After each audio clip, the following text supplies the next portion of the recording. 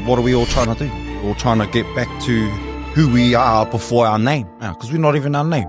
We're just here having this human experience under a title. My title was given to me from someone else, and that's Kawariki. Pretty much a fucking written declaration there. Oh, disclaimer, my profanity knows no bounds. I said it the other night, hurt people don't choose violence from a clear heart. Trauma ain't what happened. What happened helped the trauma come. The trauma is now just living in your body every time you think about it. Our brain and our body doesn't know the difference between actual or simulation. A lot of it is simulation. We're all just suffering from fucking simulations. I didn't know how to regulate. So back then, it was first thing that happened to me was this. Hey, what's that, bro? That energy of that heart is pure fucking fear, pure fucking defenselessness, pure fucking sorrow. Figure it out, love. Figure it out, love. It's awesome. Alright. And allowed myself to be loved again.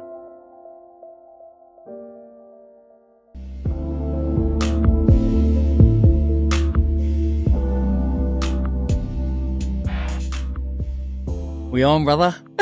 Yeah. Oh man, tēnā koutou planting seeds whānau. Hope you're doing well with where you are at this time of the season.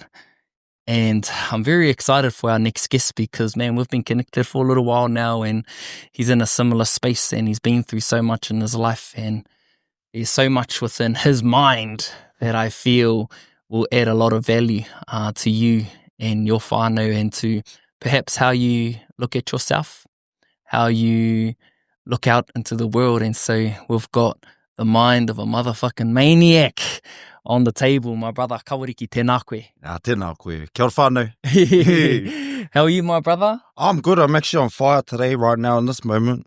I began this day on fire. Was a little bit excited coming here. This is not something I've put myself into. Had to change a lot of whakaaro in order to put myself in more of these spaces. Yep. But I know it just gives value to our people, so we're in here, my brother. I got me a bit of meditation that was reckless. And it wasn't any peaceful ones anyway. I was sitting with a lot of things that have hurt me at the beginning of this day. Coming to acceptance with a lot of things that have happened in the last couple of years. Just to hum on a different vibration now. Yeah. Well, it comes to like your main tag, bro, you want to heal, stay real. Yeah, aye. And so you're not just someone who talks about it, you're someone who's about it. Aye. And so for you, what does that even mean, bro, in terms of, want to heal, stay real? Well, it's pretty much a fucking written declaration there. Oh, disclaimer, my profanity knows no bounds. Hey, te pai, brother. But yeah, pretty much a written declaration on what I stand for and what I'm committed to doing, and pretty much a call to action for myself and others. Because what are we all trying to do? We're all trying to get back to who we are before our name. Because we're not even our name. We're just here having this human experience under a title. My title was given to me from someone else, and that's Kawariki. But all we're trying to do is get back to who we were before we got our name. The real us. That's all how I come to terms with trying to simplify this healing journey of mine, brother, and it makes fucking sense. It does. Yeah. It's one of those phenomena that you start to explore when you start to tap into either healing, whether it's growth, whether it's mindset, whether it's spirituality. There's this knowing that we are more than who we've been made to be. Aye. And the healing part is a way to break through those layers, of conditioning, of those belief systems, of those experiences that have shaped us in our lives. Aye. Because those experiences then morph us into who we aren't. But Aye. It's almost like this is what's happened to me, so now I've got to keep myself safe. So therefore, the coping mechanism is to protect yourself based on those things. And so for you, thinking about those kinds of things and, you're definitely about it, bro, because even in the healing space, it's not just sitting down and meditating. It's not just the things that look good. It's actually quite, what would it be? It's actually... It's fucking daunting. Yeah, it's daunting, It's daunting, it's scary, it's all of those things. Aye. Yeah, well, everyone just sees all the rainbows and sunshine, brother. Everyone out here, especially on these fucking things, they are portraying all the good shit. Yeah, when in all honesty, they should be portraying all the shit because that's where all the growth is. Yeah, you know, but I don't know. You just get to a certain point where those patterns no longer serve you. You end up looking at whether you're dying, or for a lot of us, especially my demographic, fucking jail. You know, all of those things. But wow. Mm.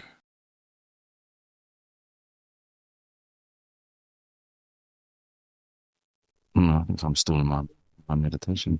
Oh, we just had a big fucking sit with a lot of the shit that has to do with that. You know, picking up certain safety mechanisms. My safety mechanism was hurting people. You know, because I was always got hurt when I was younger.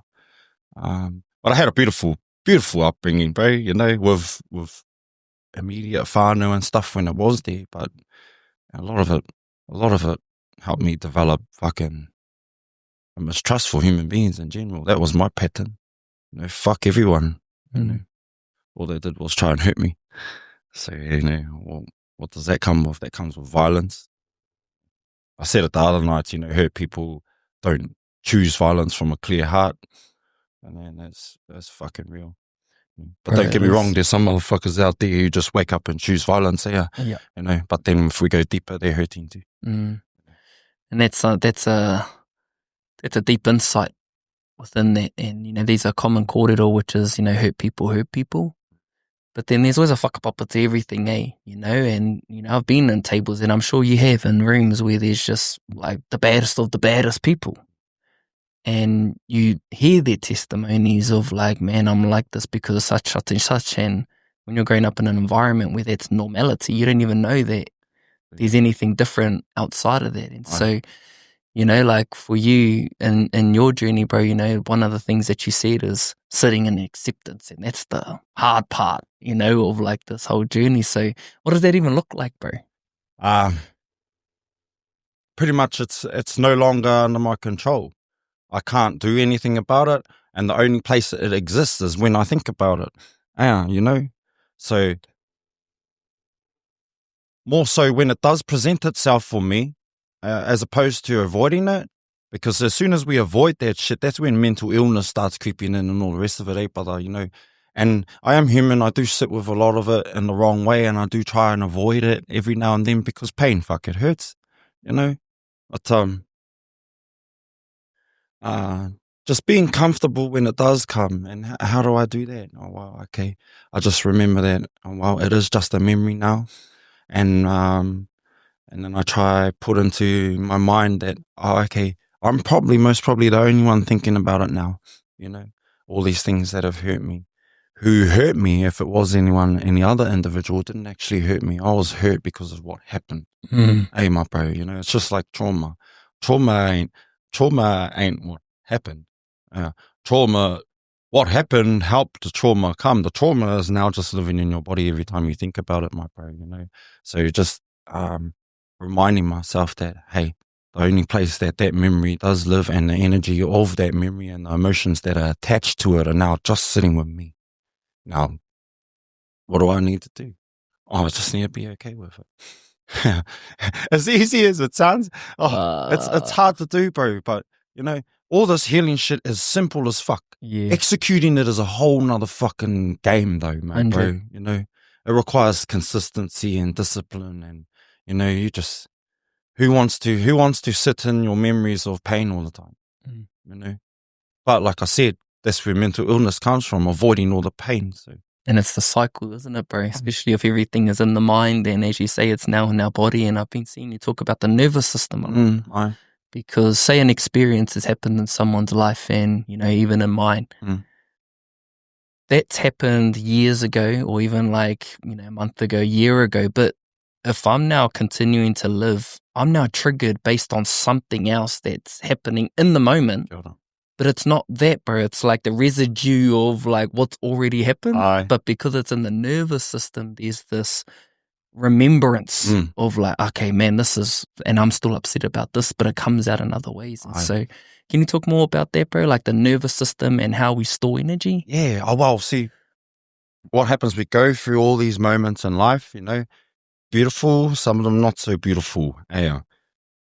And the funny fucking thing is,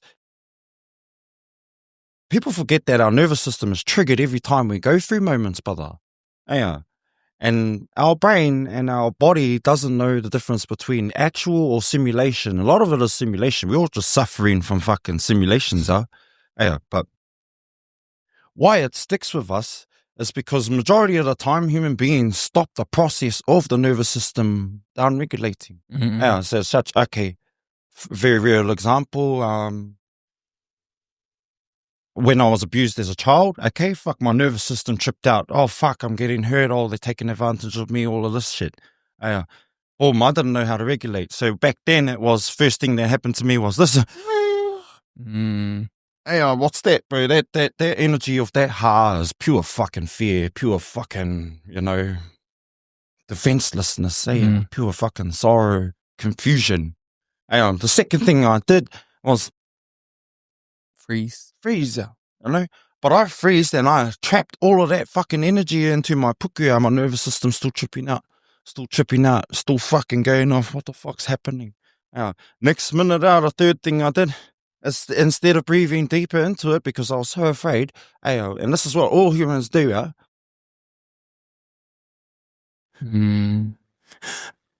shallow breath. I stopped the process. I did not get back down in there to help my nervous system start going back to. Because I didn't know how. But we grow and we get another moment and another moment and another motherfucking moment. And we're all living in the sympathetic nervous system all the fucking time. We're all in what everyone considers fight, flight, freeze. And it's not until we remember that we need to complete the cycle on every single traumatic event that happens, because it's the traumatic event that triggers the nervous system to start tripping out. That's right. All we need to do, where the fuck was I? All we need to do is remember we need to complete the process. We need to be strong enough in order to continue breathing into it, as opposed to shallow breathing again, because we're trapping all of it down. We're not sending our heart down to get that energy back out. We just need to stop, slow down a bit. Remember that we actually are all good, especially when simulation comes on. And sit with it until we do get back into all it is that, man. It's just as simple as the manifesto of wanna fucking heal, stay real, man. Everything's simple. And it's just one of those things, though, as a young person, there's no frickin' way to even understand. Like, one, they shouldn't even be happening. Like, at all. But then it takes years of going through stuff time and time again to then come to the realization that, okay, it's there no matter what. I now need to learn how to process this or work through this or sit with this, because, as you say, breathing into it allows us to, regulate is a great word, but it's also just to be more present with what is. But there's that shallow breathing. If we're in that shallow space of fear, it actually creates more stress in the mind, which then creates like more turmoil and more unease in the body. And so it's great to hear, like coming into the breath. And for you, has this been like a journey? And what I mean by journey, has there been multiple scenarios of you feeling like, I've reconciled with this, but then it comes up again? Or has it been like a one and done? No, fuck no. Fuck no. It's consistent. So like we never truly heal from anything that we go through or anything that we're trying to heal. We just get a different angle to look at it. So fuck, I'm rumbling up this thing over here, bang, bang, bang, bang, bang. I knocked him out. He's just out for a count. But he's gonna get the fuck back up again. But by the time he gets back up, fuck, I'm over here. And by the time he gets back up, I've got the advantage of him. His chin's facing that way, so I'm gonna smack it that way until he comes back, and boom, oh fuck, bang, bang, bang. He's gonna bang me up again too, because we got some more rounds to go through. But then, I'm going to get him. I'll always fucking get him. I'll drop that motherfucker again. When he drops that way, I'm going to get off center and I'm going to be over here. And that's till the end of until the end of this life anyway, my brother, that's all it really is. You just get a better angle to be able to, shouldn't use the word attack because we just want to accept things. but fucking attack. Yeah. You know, we're just getting different angles to look at the things that we have been already through. gone through, eh? You know, and the angle was better than being at the other angle. You know, the other angle, he was winning all the rounds. It's not until we realize we need to get off center sometimes in order to get back to center. Yeah. Hey, my brother. Pretty much. Come off to be on. Hey. I really like how you articulate that, you know, because I see it the same, but not as graphic. Which is why it's cool, bro, because, you know, in my own healing journey, there's been a way of being able to look back at events. And oftentimes when we look at mamai moments, we actually experience it as that age or at that time, and we lose our awareness of like where we actually are in life. And so once that dropped for me, I started to look into these things with what I know of life now and what I know has come of that experience. And that alone gave me like a different way of looking at it, which is the angles that you're talking about, you know, that then build a different relationship with what has happened, which is, yep, that's shit, but it's made me into who I am now. And so it moves from it being mamai to being like, okay, well, yeah, that's guttering that that's happened, but I'm grateful that it has because of now the awareness and where I'm at in life now, you know? So it's can we go into these spaces that can give us a way to come back into the heart rather than being scared of just putting that to the side and just feeling like, oh, no, that's happened and that's it. It's like as you say, it's going to keep coming up, coming up, even if you have gone there mentally. It's in the nervous system. Like we have to complete these things, eh? Sure, I like that, because you know it's same for kōrero, but it's got a different energy. Yes, bro. Fucking hell, I'm always preparing for fucking war. Come on now. What's happening?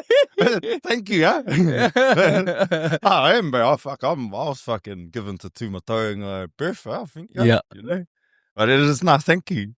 It made that energy a lot better. But it's good, bro. It's great to see these different ways of looking at the same thing. Yeah. Because it has to align with who you are as an individual, and if it resonates with you and it's more relatable, then bro, painoa, you know. But there's always, and I'm going to use that, you know, is because the way I communicate and the way you communicate aligns to how we learn things. But then if we can just add more to our own kete by saying it a little bit differently, or just this is how I said, this is how the bro, it just opens up more for people to be like, okay, there's different ways of looking at the same thing. And it's beautiful because it helps us who like brothers and sisters who are similar to, I'll use the word, my aggressiveness. It helps us practice how to soften. Yes, bro. Because majority of us don't know how to fucking soften in the first place, cuzzy, you know. Yeah. And then we're given the whakaaro that it's fucking weak and shit. You know, so it's I'm still on that. Yeah. You know, I can be. I'm soft at by nature, bro. I'm caring by nature. It's a lot of the things that have happened on the way have hardened me something wicked, eh? Yeah. You know, and right now I'm on softening parts again in my life again. You know, the last fucking couple of years has been pretty out of it. I've just been maintaining in order to make sure that I can still be of service to our people. But in all honesty, it's been reckless in here, man. Fucking hell. I've pretty much stripped myself bare. I had a bit of I disconnected from myself for a while, bro. You know, and Did you feel that coming on? No. Nah. No, I didn't. I didn't. I disconnected to feel closer to someone else. You know, and I'm all good with that now. But I didn't realize it was happening, bro. And with that, because I'm a man of purpose, you know, I when I put purpose first, everything is all good, you know. But because I disconnected from myself, which is my purpose, I started falling back into, rewiring old neurological pathways, brother, and just wasn't very happy in here. So, so right now, I'm naked. I'm naked, and I'm grateful for everything that has happened, you know. so there's a bit of context there. Fucking, my pain pretty much paralyzed me from doing the things that you're supposed to fucking do in the first place. And with that came less investing in myself, you know, in regards to how I begin my days. So meditation started falling off, and breathwork started falling off, and just sitting with my mind even more and more started falling off. You know, even eating changed. I do believe they do these things in order for you to attain something else. Mm-hmm. You know, it just took me a while. The recklessness of all of that, bro, I ended up homeless for a while. Ended up wanting to give up on everything. Everything. I for the last 5, maybe 6 wānanga, I've been sitting there in reflection moments, sitting there telling the people, fuck, I want to quit, man. You know, this shit's fucking... if you want to be a facilitator, you're a shitter. You don't want to do it, man. You know, some of us are called to do it, bro. You know, but in all honesty, who wants to sign up to feel everyone's pain? Yeah, and continue to put yourself in there. You either nuts out, or that's what you're meant to do. Yeah, or you have an obligation to your people to do it. But in all honesty, bro, it's hard. And the last couple years has been the hardest for me to actually continue to do this mahi for our people. And I'm hearing about rapes and hearing about fucking murders and hearing, you know, I'm looking in the eyes of people who have hurt people on a whole nother level. There's a difference between violence and pure violence, eh? And I, because I'm empathic as, bro, I fucking feel it all, you know? So it has been testing as, but I'm grateful that I remember who the fuck I am. I've connected back to myself, hence why we're having this moment here. Hence why this now is happening, you know? Or I would very much like that, I'll go back to who I was. You know, like I said to you earlier, I didn't get all love and light from love and light. I didn't get it from that at all. I got it from fucking, you know, fuck everyone. That's where I got it from. I got it from knowing what the hell pure violence is. You know? Yeah. Oh, wow, where'd that come from? Well, you journeyed through the dark to eventually come into the space of light, bro. And, you know, just for more context in regards to that, you know, for people who may be listening, like, what is that upbringing like, bro, in terms of, you know, that darkness? But you see, you know, there's some beautiful moments and memories within your upbringing, but obviously there's been some significant times that has shaped or have given more modi or taken you away from that source. You don't have to go into the details, but just to overview, bro, around like, okay, how has Kawariki gone through that and to where you are now? Okay. All right, we'll summarize the shit out of this. Say at 6 years old, I was getting raped and shit. That happened for a while. That changed me. We grow unofficially from that time up until high school. I was unofficially the papa of my sisters. So school wasn't school was there, but I wasn't at the same time, you know. There was threat of truancy as well growing up. So that changed me as well.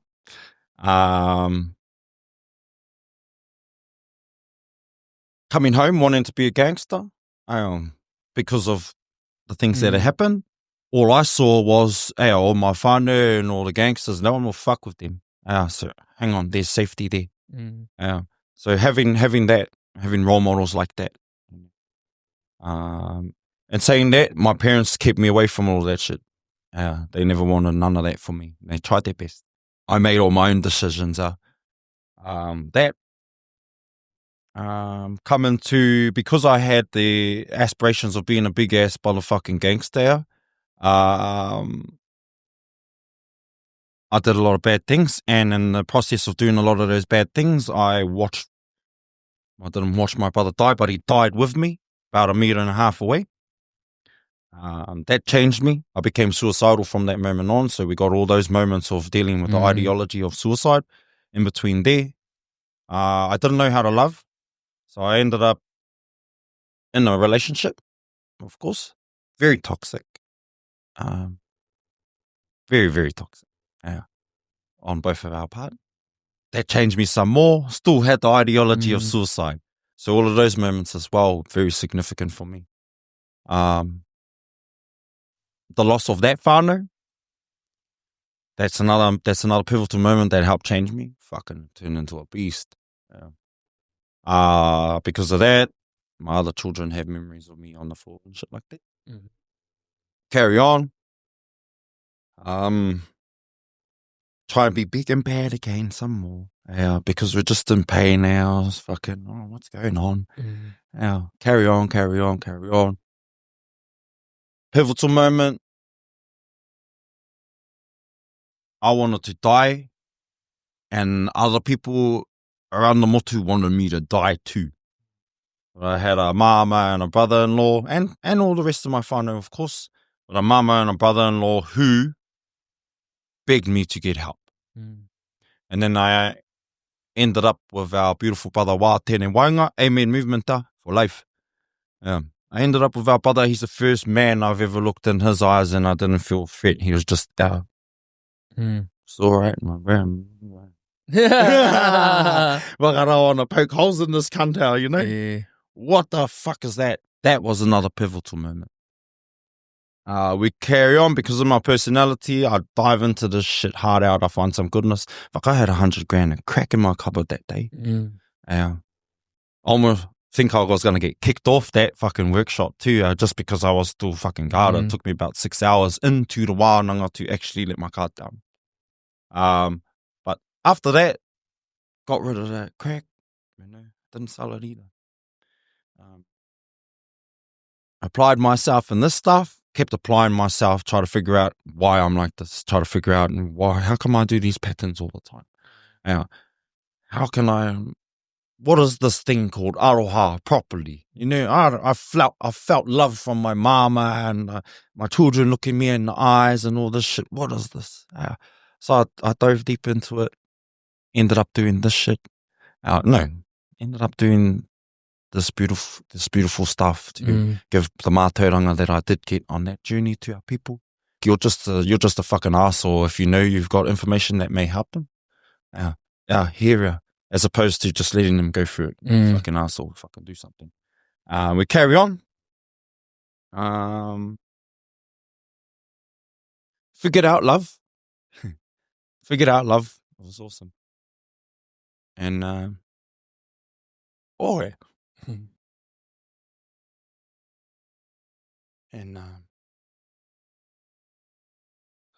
allowed myself to be loved again. Fuck, that was nice. Another pivotal moment for me. End up feeling whānau again. That was fucking awesome.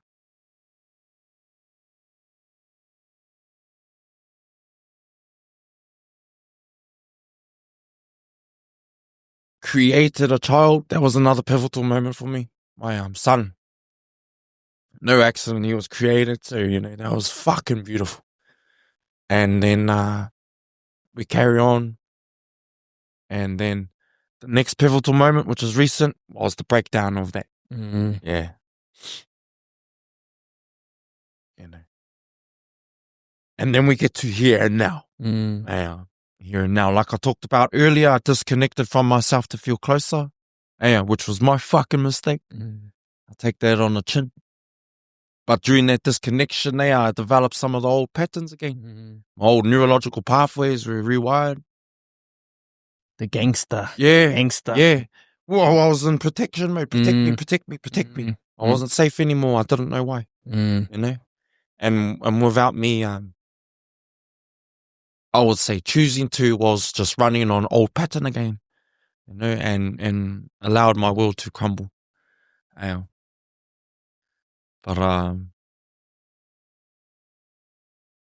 man, fuck, I'm cool now, bro. Yeah, I remember who the fuck I am. So I've been working. So I've been working on myself because I know my mistake.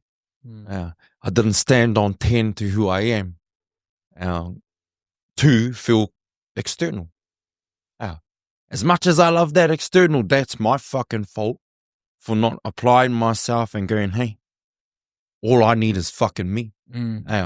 All I really need is me. Why the fuck am I waiting to be loved when I know I've got it all right in here? You know?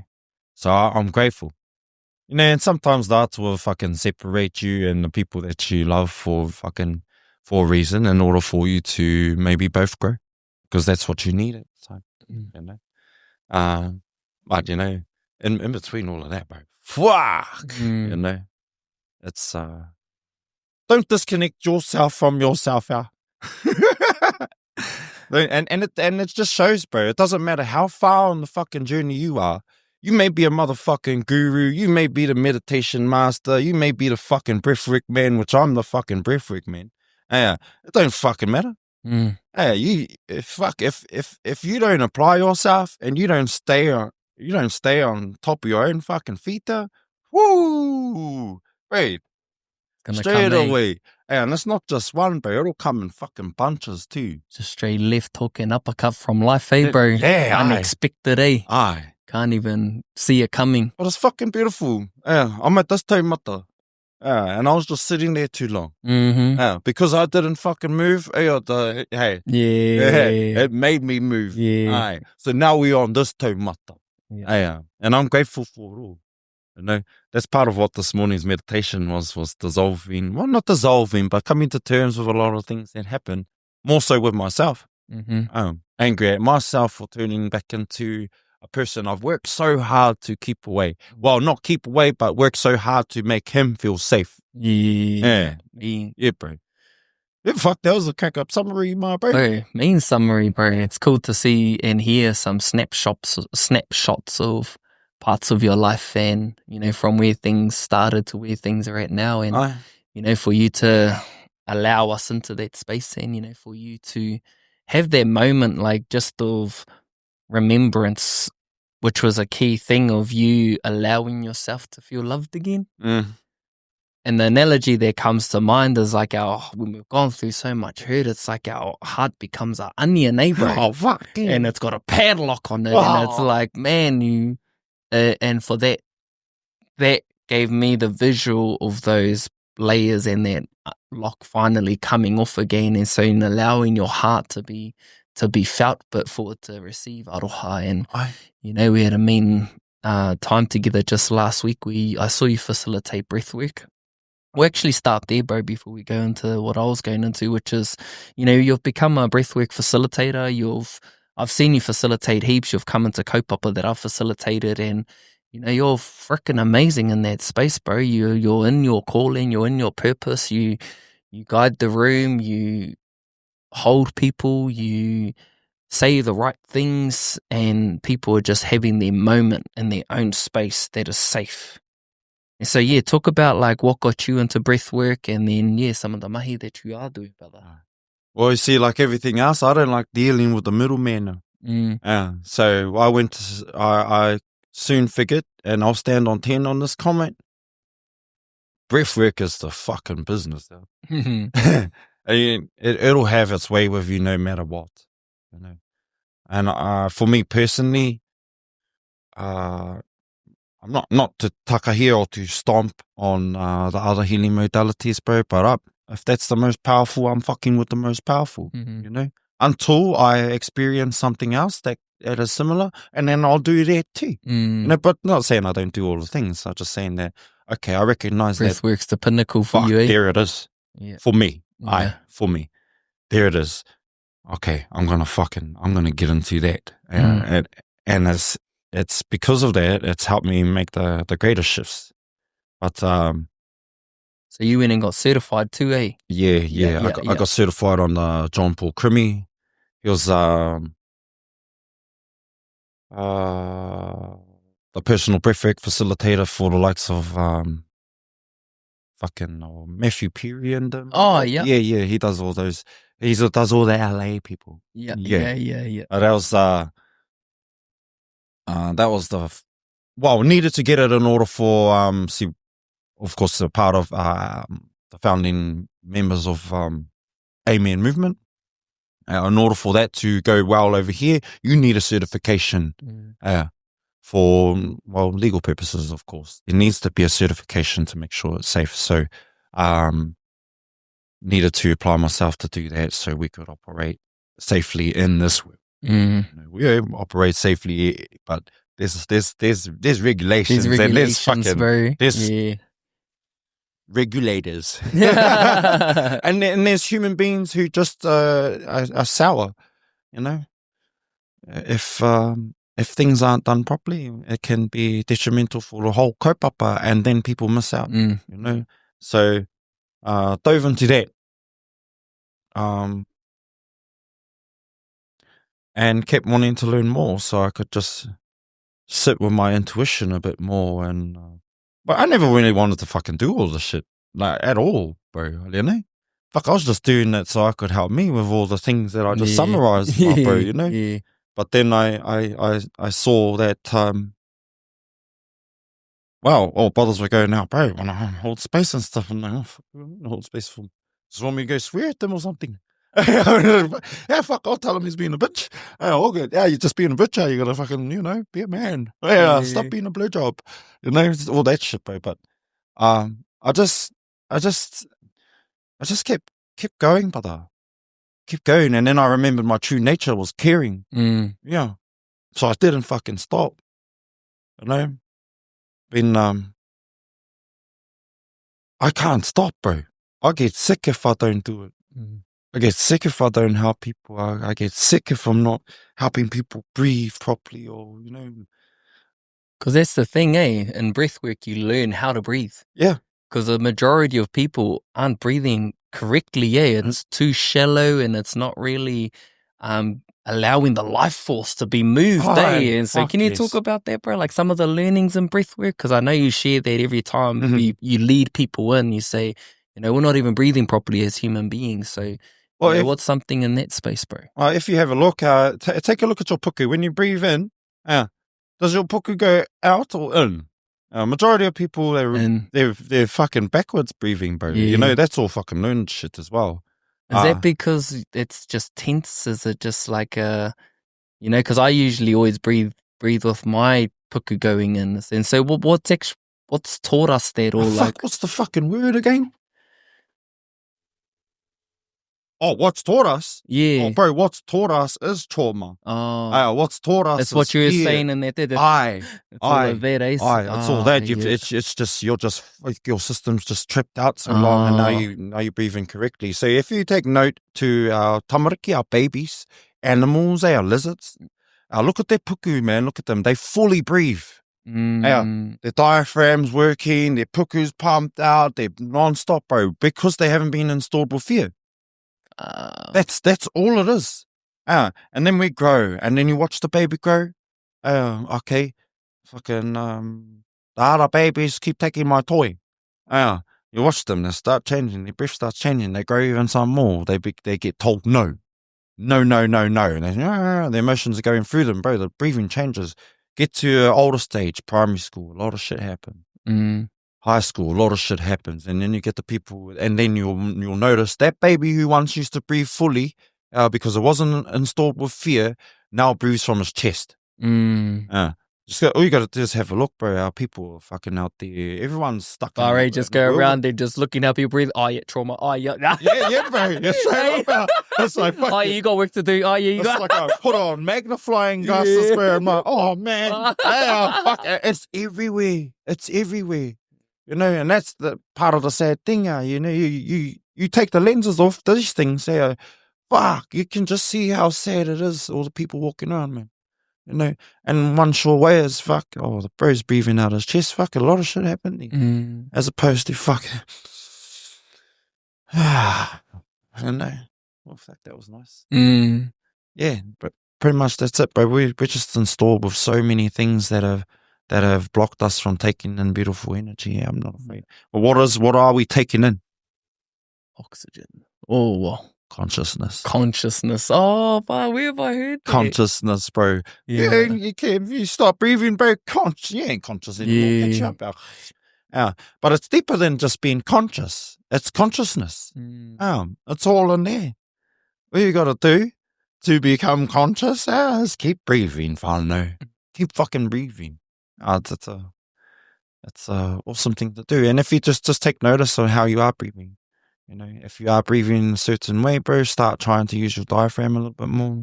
Start trying to send it to the depths of your puku, and then just the simplicity of full breathing can help heal you as well. And it moves you from their fight, flight, freeze to just being more relaxed, and still.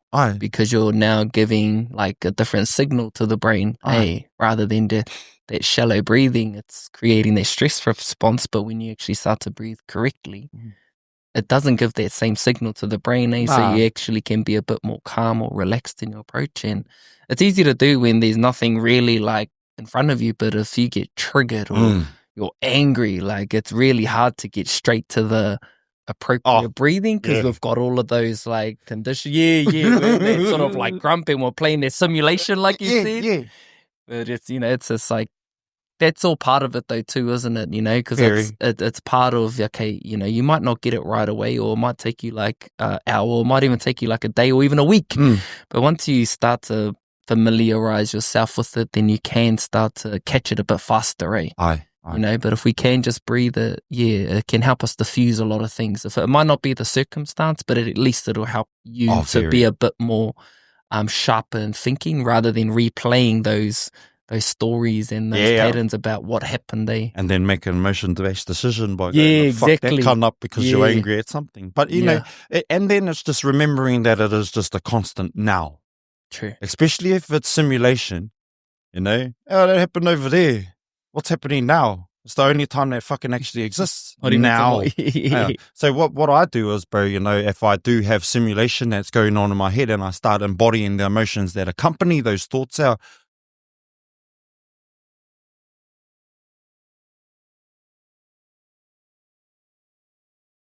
all right, right now I'm safe. No one's actually trying to hurt me. It is a memory. But right now, the only way that memory can hurt me is in my mind. Just check.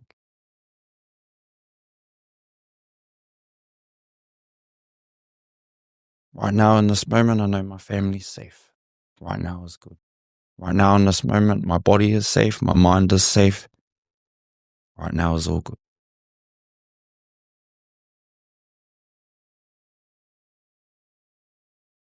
Right now I'm okay. Is right now okay? Right now is okay. I'm okay. I'm loved. Those I love are safe. My friends are safe. They still love me. Right now in this moment,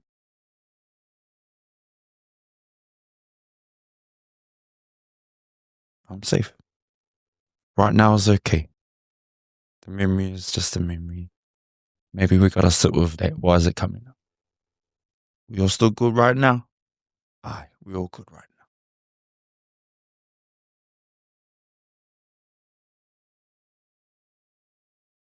now. Done.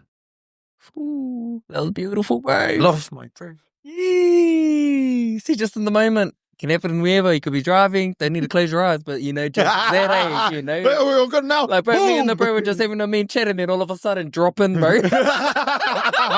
It's like that though, But a thought that came to mind as I was in that space with you was that, like, safety is such a big thing, isn't it, bro? For each individual, if you're safe within yourself, then there is, I don't know, there's just some beautiful energy that just comes with that whole feeling of like, I am all good. And the image that comes up, and you said it before, and it's aligned to, you know, we're trying to go away from who we were, but that version that went through things, whether you were the one on the receiving end or you were the one imposing, that person just needs love. Like that inner versions, I won't just say inner child, because there's inner versions of yourself that just want to be acknowledged, that just want to feel safe, that just want to, you know, be valued, or whatever that feeling is associated to that. And I remember I'd done this journal to myself one time, bro, and I was just writing out, and that's one of the revelations that came through. You know, it was, man, you know, that version of myself that I'm trying to run away from, or that I'm trying not to be anymore. Aye. The energy was, I need to get away from this. But it was, as I started journaling, I was like, oh, far out. I need to love that version, brother. Aye. And it was just like, oof, I was just in here by myself, and I just started crying, bro, because it was just so true. Yeah. And it was so necessary and so needed. And so, you know, when it comes to safety for you, like, that's a big one, bro? You know, not just in your own self, but even in doing facilitating, but creating safety for people just to be able to relax is necessary in the journey, isn't it? Yeah, it's paramount. There's no healing without safety, you know. And human beings are very intelligent beings, man. You know, internally they know if the space is safe or not, you know. And, you know, even if they do hum in their subconscious that it may not be truly safe, they'll apply themselves, but are they really applying themselves? Nah. Just fucking wasting their time, bro. But safety is fucking paramount. Not just for facilitating spaces, but for yourself in order for you to move forward. It needs to come from the individual first, doesn't it, bro? Say you're facilitating a space. You can create the safe space, but that shouldn't give them the permission to be like, okay, now it's safe. They have to go through their own layers to be like, okay, I'm deciding it's safe here. You know, like, yep, we can trust in the space, but you ultimately have to decide yourself that you're safe. But as facilitators, you're doing the best that you can to ensure that they feel safe. But they have the mana to be like, okay, I feel safe enough now to be able to drop in or to let my guard down. You're sovereign. You're a sovereign being, man. Yeah. You know, be about it. You know, and that's all it is, bro. You're just trying to create an environment where they can actually feel safe. And how do you do that? You do that with full transparency. It's just full transparency, bro. You know? Not being the man on the top of the mountain thinking that you've got it. Had one of those motherfuckers. I was going to lay him out here. But, you know, we didn't choose violence that day. Yeah. But no, exactly. I like that. Yeah, transparency. Meeting them, meeting them, you know, fully and full presence, cuz. You know, full on fucking presence. They need to know you're with them. They need to know you're with them. They need to know that you're open book and you're fully transparent. And, you know, I don't know if any other facilitators are, but in the physical realm you fuck with my space, I'll fucking lay you out. Straight up. I don't give a fuck who you are.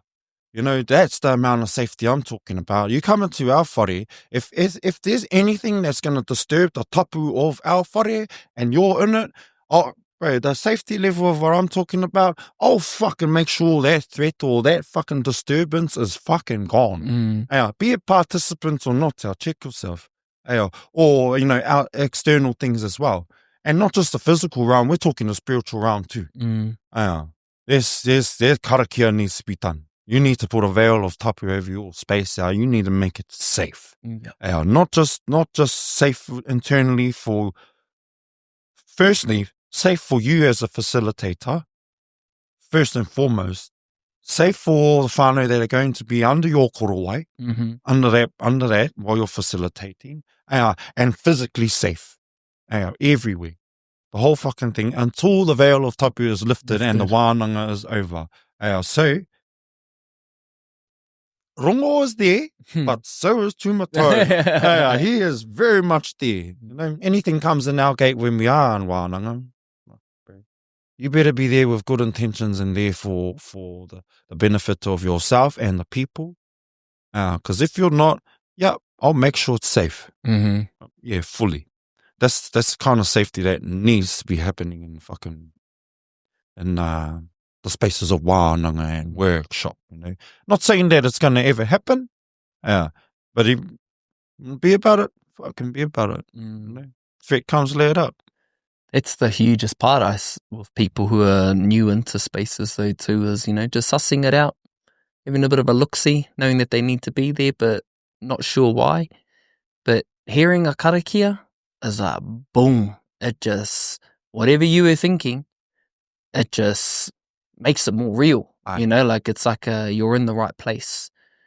And then you go into whether it's whakawhanaungatanga, and there's like, usually there is like transparency and there is kōrero around, things that people have gone through. And if you start hearing all of that, by the time it gets to you, you're just like, oh, wow. I'm really about to say something that I haven't even told close people in my life. Aye. And then boom, that starts to come out. And so the cool thing that I like to see within spaces like that is you get to build these connections and you get to learn what people have been holding on to, and you get to see what they start to share. And when there's no judgment in that space, bro, you just sort of see that level of, like, you feel it just glowing, within them, that they're like, I've been holding on to that for so long and no one's coming at me, but they're holding that space and they're coming to give me aroha, and, knowing that, man, you're in the right place. Because no one, I feel, has got a clean life, bro. Like, everyone goes through things, but if you're at a point in your journey and you're now choosing yourself to be able to change certain aspects, or like what we were talking about earlier, building different relationships with our past, then that can help you with your future. And one of the great things that I'm grateful for, bro, was when I started, I was 26, or a little bit earlier, but that's when I was real intentional about it. The moment I started has given me more of my life to be more aligned. Whereas if I waited till I was like 40, well, bro, there's like 40 extra things that, like, there's way more that I would have to sift through and work through. But starting early has given me more life to be more aligned. And that's the cool thing that I like to acknowledge with people coming in. Whether you're 50, whether you're 18, whether you're like 40, it's like the time you start is the best time to start. Because it just gives you more life to experience as that version who is beneath the name. Yes. Hey, brother. Yes, the real you. The real you. Aye. And there are no accidents. No. I'm very fortunate that I got to start somewhat earlier as well than a lot of our people. But it doesn't matter. You can everything is divine guidance, my bro. I believe. Yeah. I'm definitely a believer of everything happens for a reason, or right space, right time, or, I believe in those wholeheartedly. And the thing that I want to like guide you to, bro, is I've been thinking about this for a little while, which is, there's the masculine and the feminine. I feel meditation's like feminine energy, and I feel breathwork's like masculine. It's mahi, bro.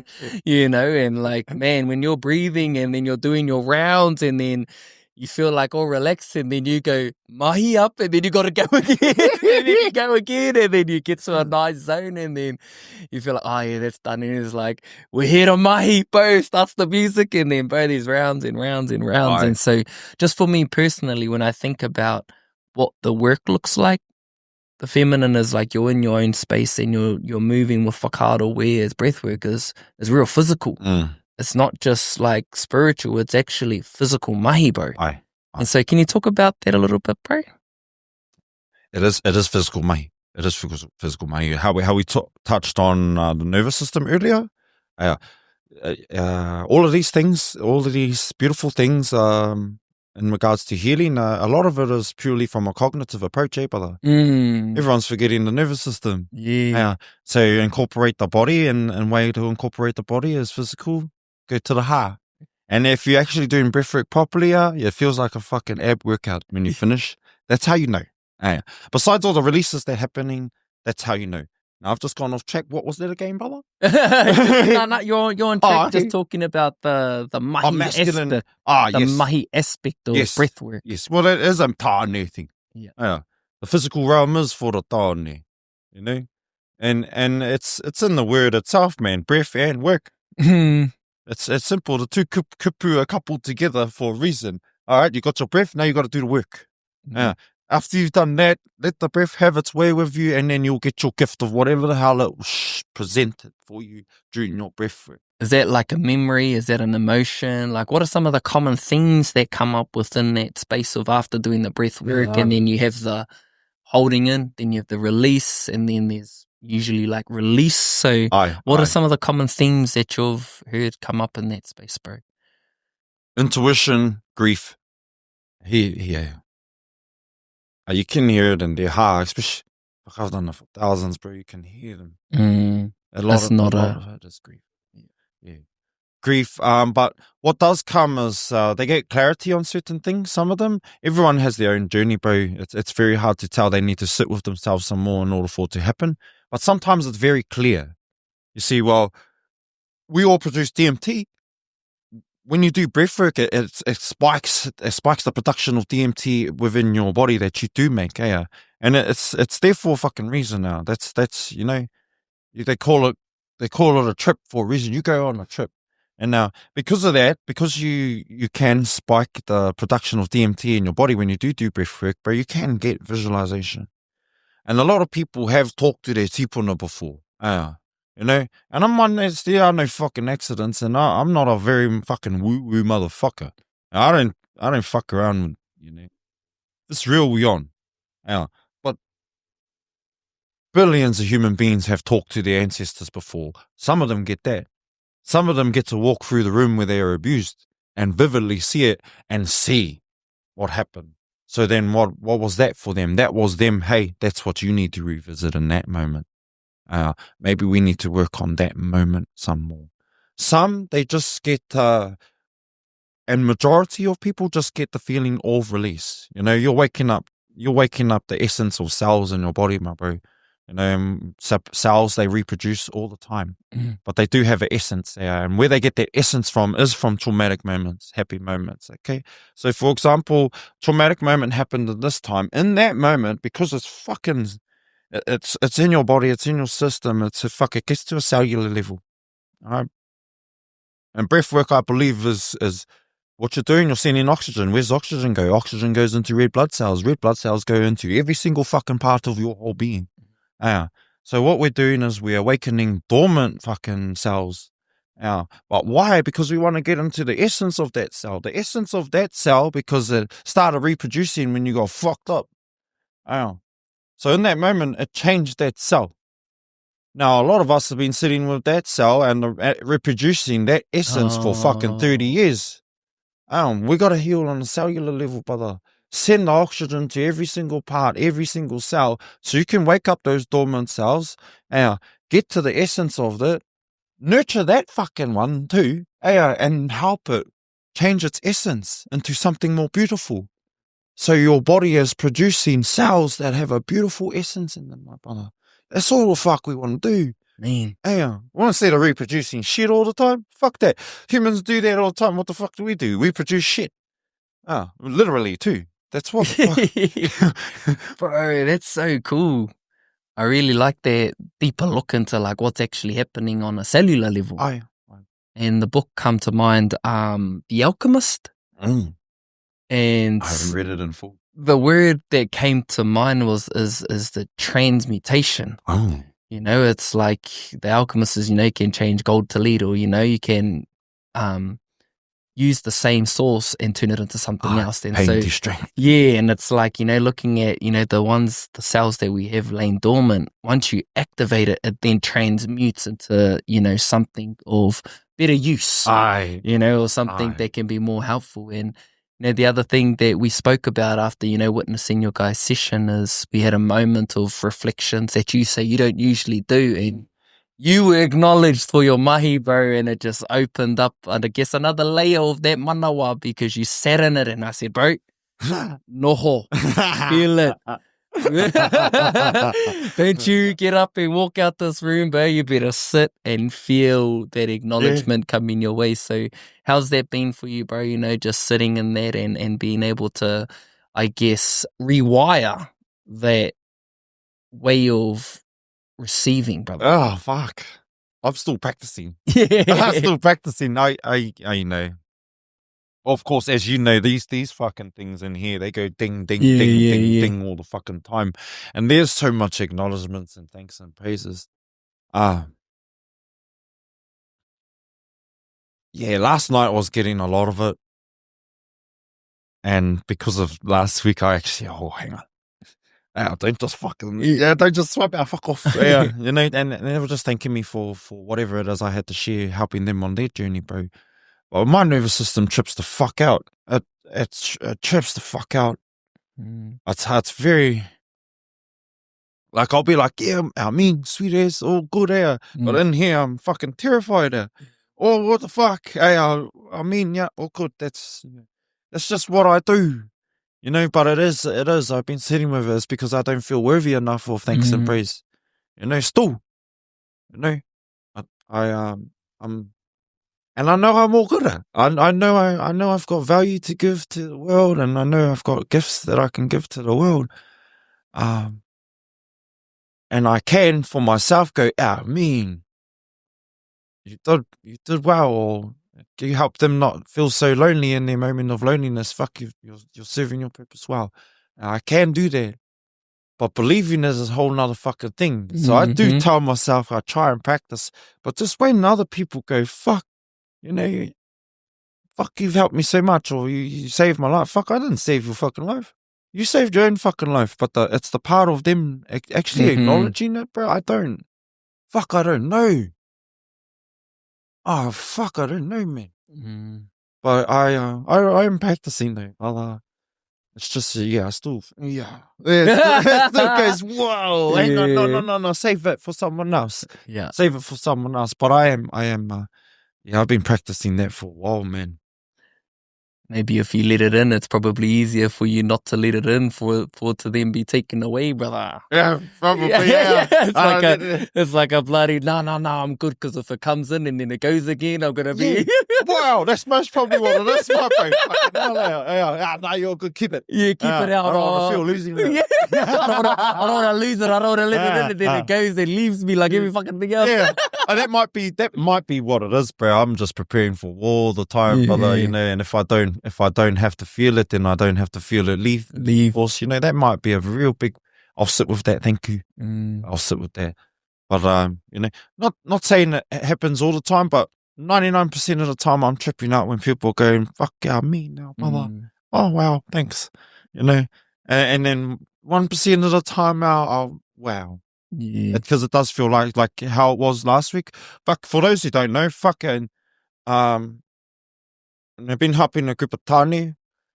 Just want to fucking do. See, there it is. There. Fuck me. But at the end of it, because they got so much of a understanding of themselves, and they released so much of the pain that they were cycling in that moment.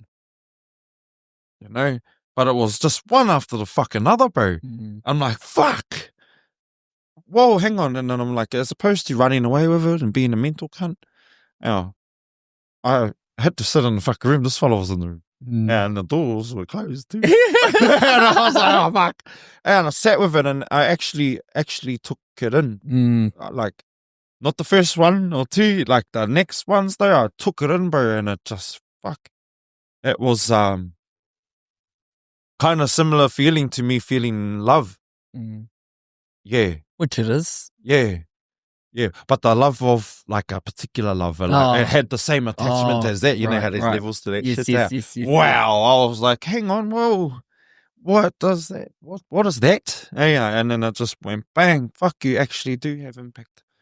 You know, I know I do. Believing it is a whole nother fucking thing. Or I'm just like, it's just cognitive dissonance with me on that one, my bro. Yeah, you know.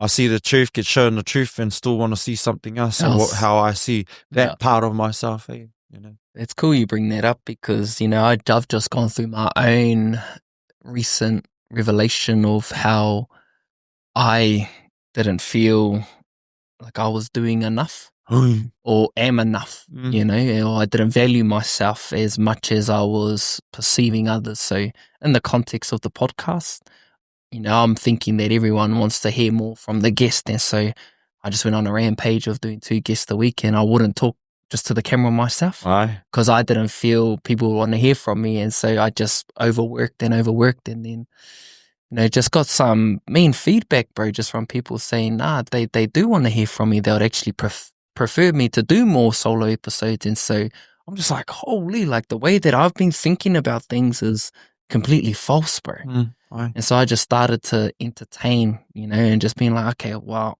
I don't like the story I'm telling myself. What if I put what they say into my head? What if I entertain their view of me? Because the way I'm viewing myself isn't helping me or my purpose. of actually connecting and supporting people. And so I just grabbed all of the amazing kōrero and just, okay, let me just put that in there. Let me remind myself of this as much. And it's been like a huge like breakthrough within me, because now I can feel my love for self and I can feel my value, and it's not like it doesn't need to come external. It's awakened it like in, because I know it's there externally, but if I'm not feeling it internally, bro, I'm blocking it, so me just changing that whole way of thinking and adding that, taking out that false story and adding in like the truth. Which is because I'm getting it.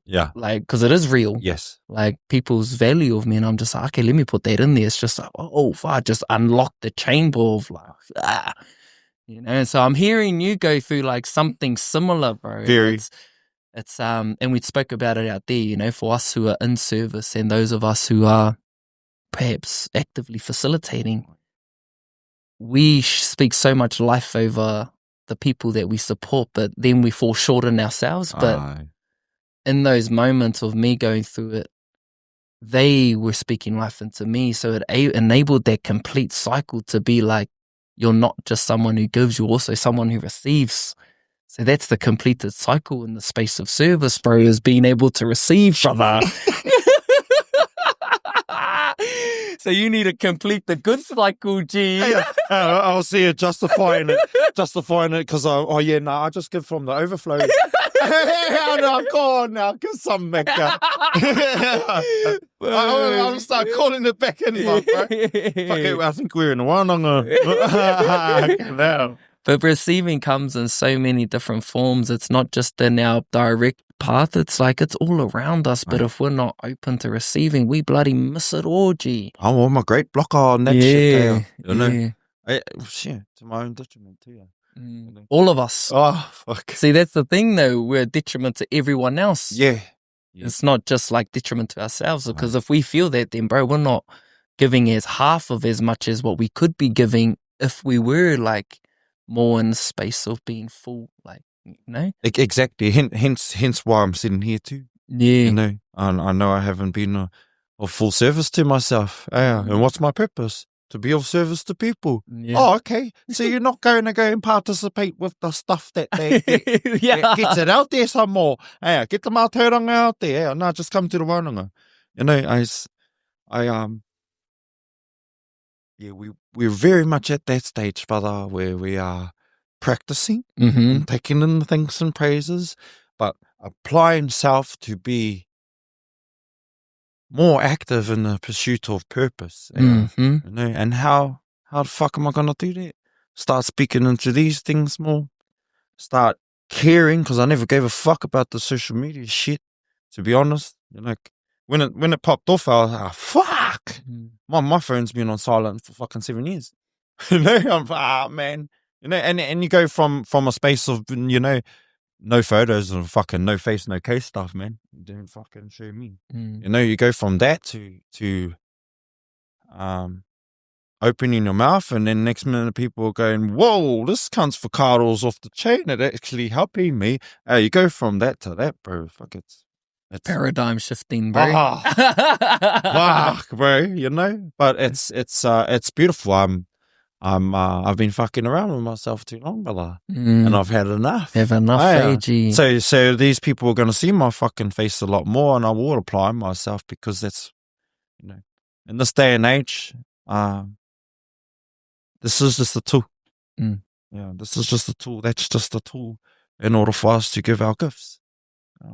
If we're not giving our gifts to the world, the fuck are we doing? Wasting our fucking time. Yeah, time's an illusion, but wasting our presence, wasting our energy. If we're here to do this, well, fucking do it fully. And I haven't been doing it fully, So that's what we're up to here, my brother. Bro, that's beautiful, and it reminds me of a story that aligns perfectly to that, bro. And it's from Theodore Roosevelt, and I remember hearing it for the first time. And it tells a story of this man who's on his deathbed. And on his deathbed, there's no family around him, but it's all the ghost of all of the dreams, the talents, the gifts that for whatever reason he didn't bring to life. And these ghosts are standing around him with teary, angry eyes, and they say to him, that it was only you who could have brought us to life, but now we must die here with you forever. Oh, fucking hell no. Oh, wow. Oh, fuck yeah. That's the what are we here for moment. Ooh. You know, if we know we got something, it's not only that we're not doing it, but we're not giving them life, G. Aye. And the cool thing about, you know, podcasting or even social media, we can have more of a reach, and it's not for the purpose of self, but it's more of the purpose of, man, there's so many people out there fucking struggling, brother. Yeah. So many people really going through this human experience, just not really knowing that they are more than their name. Aye, brother. Knowing that they are more than the titles that they wear. And so if you can help just through your own lived experience, my lived experience, it gives people a bridge to be able to be like, fuck, the way that I've been thinking or the way that I've been going through things, there's nothing wrong with how it has, but there's other ways. Aye. And it's not outwardly, it's like, fuck. Aye. You can go this way to get the top of the boat. Yeah, hey, my bro. Oh, this way. Yeah, you Yes, still bro. get there. Yeah, but and that's why we do have to speak. You know, a lot of things that are missing in psychological spaces, counselling spaces. You know, not to takahi on them, they do help people. But my face is missing from there. Your face is missing from there. The people's faces are missing from those spaces. Hence why they don't let their guard down in order for them to do it. You know, hence why, fuck, what's my demographic? We don't even need to speak into it. Okay, now, but you think my demographic's going to go in to some other whānau who has had different experiences, who maybe a suit and tie kind of, you know, just for conversation's sake. No, they're not fully going to let their guard down, you know. Hence why I continue on doing the mahi, man. You know? And I want to finish our kōrero off with, you know, I've been doing a kaupapa called Brother to Brother, and it's like really a conversation between tāne. And the conversation is more around how we can support ourselves or support, you know, our brother who might be watching and they might be going through a tough time. Like, bro, this is proven to be the worst or the most heightened, you know, for our brothers. And I've even been feeling the pressure, you know, and it's been like, holy, you can just feel it. And then, you know, the drinks are starting to be a bit more, not accessible, but there's more of a reach, you know, because of the silly season. And so, you know, even I've been feeling more into that, but, you know, I just want us to have a kōrero about, you know, what are some things that we can chat about that, say there is a brother on there and he's just hanging on from a thread or he's just feeling the weight of everything. You know, what are some thoughts that come to mind that can help either prepare or, again, you know, might be able to ease through the ha, just to be able to not just manage, but have a different way of looking at the season, because we're so caught up in what other people are doing. There's this event on, and, you know, going over to a friend's house, seeing a Christmas tree, you don't even have a Christmas tree up, or, you know, like there's so many like simulations out there that are taking you off your own self or off your center. Yeah, it is a tricky season. You know, a lot of people portray the season as happiness and love, but in all honesty, there is millions and millions of human beings stressing out just to show that they can put a kai on the table, just to try and give a physical gift there to show their love. They're stressing out, bro. And it's also the season where temptation is going hard. You know, one thing to keep in mind is because it is the season of temptation now, don't fall for the tests. Don't, you know, try not to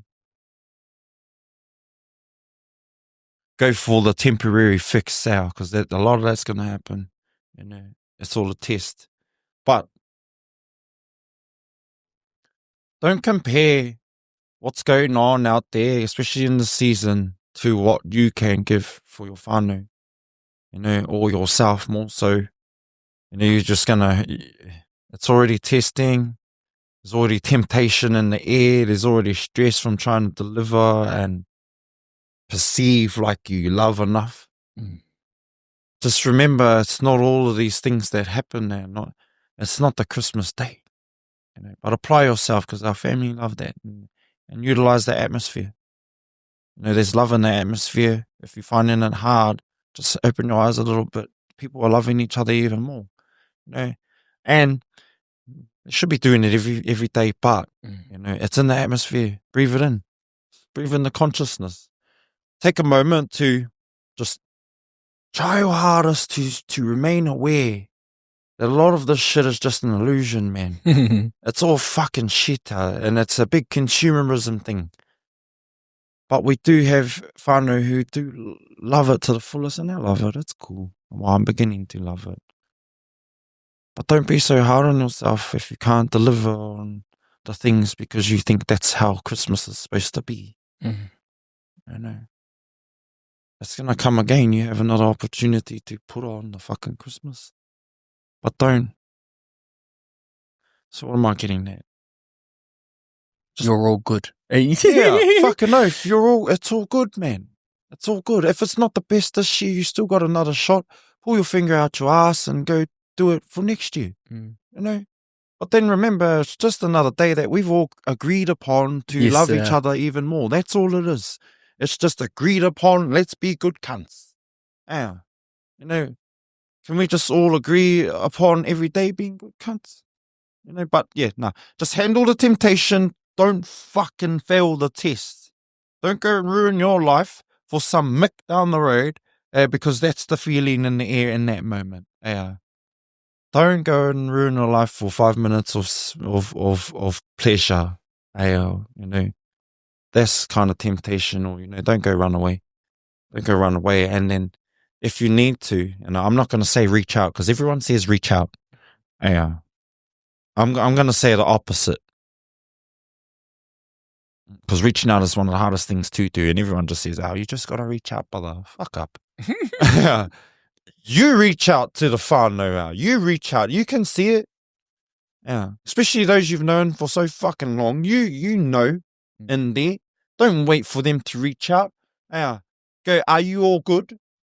And they're gonna go, yeah, I'm all good. Go, nah, you all good? Yeah, I'm all good. Nah, are you all good? Are you all good? Until you get the real fucking answer. So more so, not for yourself, but for those, keep an eye out for everyone else around you. Because everyone says reach out. Kyle, you reach out to them. That's where we're failing. It's hard to reach out, man. And I'm still practicing that too. So if you see me tripping out, fucking reach out. Oh, you're good. You're good. You're my brother. You're my brother. I'm all good. How about you? Instead of there, I goes down the road, fucking shit up. Oh, fuck. Nah, stay under voluntary control. Love fun, though. Love. All right then, brother. So it's been an awesome kōrero, G. You know, it's been freaking amazing, bro. Glad that we have, you know, had our time to chat, you know, right now in this season, and, you know, really value our connection and friendship, brother. And, you know, I just want to pass it over to you if you have any final whakaaro for our whānau and for those who have been tuning into our chat, bro. Keep fucking tuning in. Keep tuning in. Keep tuning in. Keep putting one foot in front of the other. That's all. It's real simple. You know? On a fucking hill, stay real, babe. There you go. On a fucking hill, stay real. Stay true to who you are. Don't let anyone dictate how you live your life. Don't let anyone tell you who the fuck you are when you know who the fuck you are. Clear? Clear. My brother, thank you so much, bro. You took us there. Love. Took us into the dark, you brought us back into the light, and you've given some very, very helpful tools just by dropping in as it's needed, you know, not waiting for the perfect time, bro, just allowing yourself to be guided by that intuition, you know, and the saying of, you know, wanna fucking heal, stay real is like true to form. You know, it's true to form, bro, because your capacity to care is huge, you know, being an empath, which speaks volume to the capacity of your heart, brother. You know, and so I just want to acknowledge that. I want to acknowledge your manawa. I want to acknowledge like where your words come from, because it's not just your mouth, bro. It's coming from like a source that, you know, enables it to echo, you know, and it enables it to connect and reach. And so, you know, because the majority of our whānau, you know, come from backgrounds such as yours, and so your voice is so incredibly important, bro. It's reaching our whānau who I wouldn't say desperate, but there's definitely this need for it, bro. And as you say, it's not going to come in institutions. It's not going to come from people in white jackets. It's going to come from their own. And so for you to be representing on that behalf, bro, and just want to commend you, just want to give you a lot of aroha, and just thank you so much for your time, my bro. And kia koutou. Tune into the next episode. Brother Kawariki, my brother. Love you, bro. Love you, Pat. Yeah. Love you, my bro. Woo! Wait, no, this is trippy.